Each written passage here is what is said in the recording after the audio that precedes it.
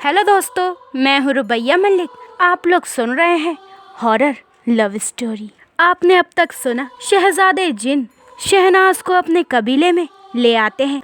अब आगे क्या होने वाला है, आइए सुनते हैं। शहनाज को अभी भी होश नहीं आया था और शहजादे जिन उसके सर में प्यार से किस करता है और वहाँ से उठकर अपने गुलाम यानी कि उनकी दासी को शहनाज का ख्याल रखने को बोलकर वहाँ से अपने अब्बू जान यानी कि उस कबीले के सरताज के पास जाते हैं, क्योंकि शहजादे जिन को पता है कि उसके अब्बू जान अभी नाराज होंगे। इधर कबीले के सरताज यानी कि शहजादे जिन के अब्बू जान गुस्से में थे, क्योंकि उसके इकलौते बेटे उस कबीले का नियम तोड़ रहा था। एक इंसानी लड़की को इस कबीले में लेकर आया था।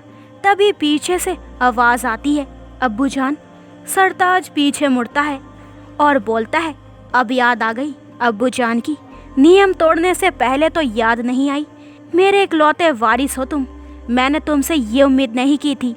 तुम एक इंसानी लड़की को यहाँ पर कैसे लाए, क्यों लेकर आए हो उसे? शहजादे जिन बोलता है, अब्बू जान, मैं जानता हूँ कि मैंने आपका दिल दुखाया है, पर मैं क्या करूँ। मैं उस लड़की को बहुत प्यार करने लगा हूँ। पहली बार उसे देखते ही मैं उसका दीवाना हो गया हूँ, और अब कुछ भी हो जाए वो मेरी ही रहेगी। गुस्से में सरताज ने बोला, प्यार करने के लिए तुम्हें वही मिली थी? इंसानी लड़की ही मिली थी और कोई नहीं मिली तुम्हें?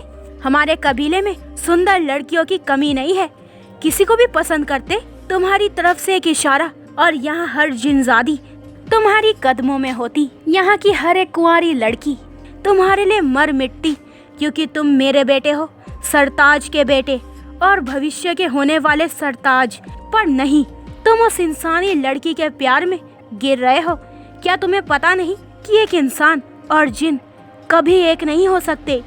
तभी शहजादा जिन बोलता है, मानता हूँ कि यहाँ की सारी लड़कियाँ मेरे पर मर मिट सकती है, पर मैं उस इंसानी लड़की यानी शहनाज पे मर मिटा हूँ। और रही बात इंसान और जिन की जो एक नहीं हो सकते, तो मुझे अब परवाह नहीं है, क्योंकि मैं मोहब्बत कर चुका हूँ, वो भी पूरे दिल से। अब ये बदल नहीं सकता। सरताज गुस्से में बोलते हैं, तुम्हें पता है ना, तुम भविष्य के होने वाले सरताज हो, और अगर तुम ही ऐसे करोगे तो हमारी प्रजा इसका विरोध करेगी, उस इंसानी को कभी नहीं अपनाएगी। तभी उनकी बात बीच में काटते हुए शहजादे जिन बोलते हैं, मैं उनका भविष्य का सरताज हूँ, वो नहीं।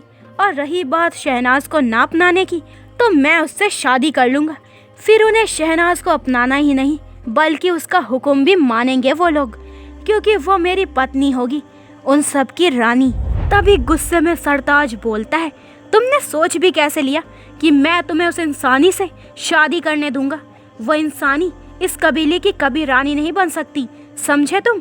उस इंसानी लड़की को 2 मिनट नहीं लगेंगे, हमारी प्रजा उसे खत्म कर डालेगी।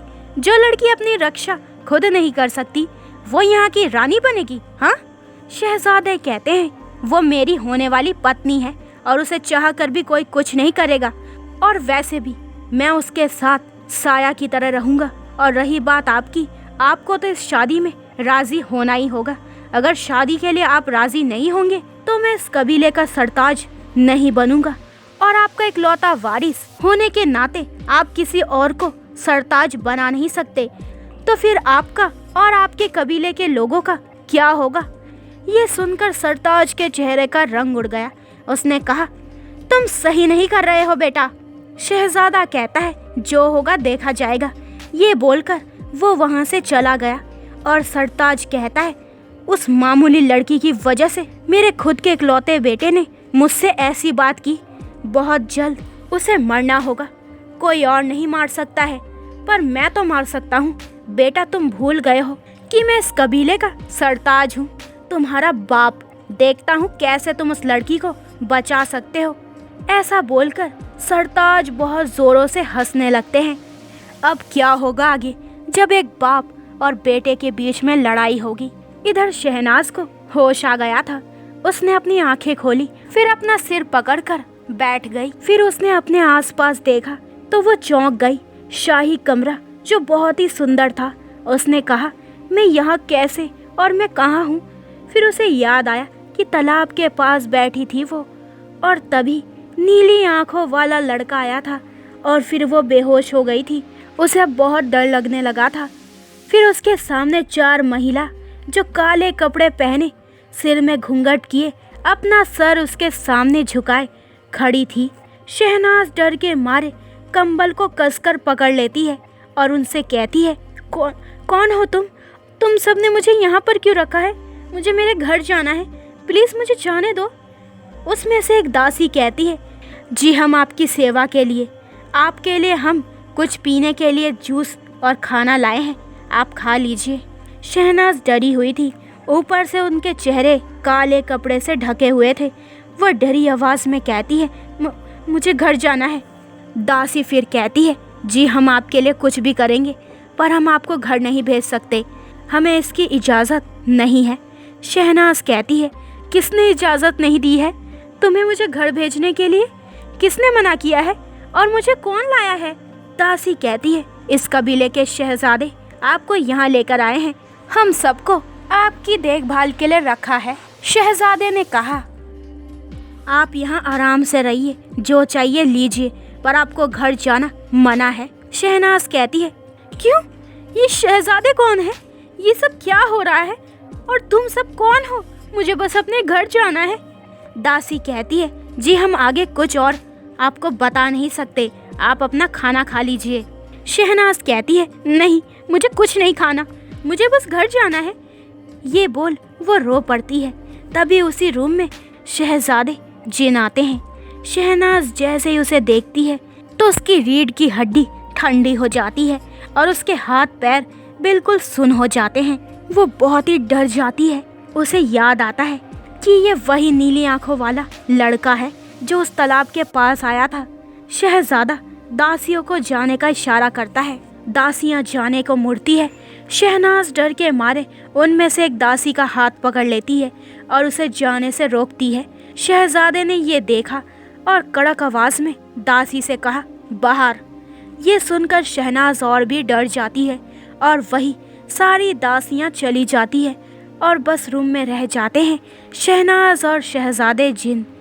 शहजादे धीरे धीरे शहनाज की ओर कदम बढ़ाता है और वहीं शहनाज भी धीरे धीरे अपने कदम पीछे करती है जब तक वो दीवार से ना लग गई।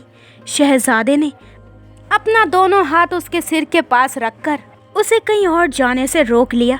शहनाज कहती है, कौन हो तुम और मुझे यहाँ क्यों? उसकी बात बीच में काटते हुए शहजादे ने कहा, डरो मत मेरी होने वाली बेगम। ये सुनते ही शहनाज का मुंह खुला का खुला रह जाता है और उसकी दिल की धड़कनें धक धक करने लगती है। एक पल में ही उसे कुछ भी समझ नहीं आ रहा था कि उसके साथ हो क्या रहा है।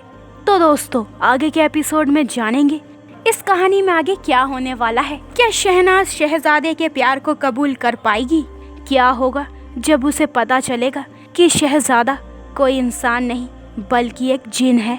तो आगे के एपिसोड और भी इंटरेस्टिंग होने वाले हैं, तो मेरे चैनल को जल्दी से सब्सक्राइब कर दें ताकि आपको मेरे न्यू एपिसोड का नोटिफिकेशन सबसे पहले मिल जाए। लाइक शेयर करें और कमेंट्स करके मुझे ज़रूर बताएं कि आप लोगों को ये स्टोरी कैसी लग रही है। अपना ख्याल रखें। बाय दोस्तों।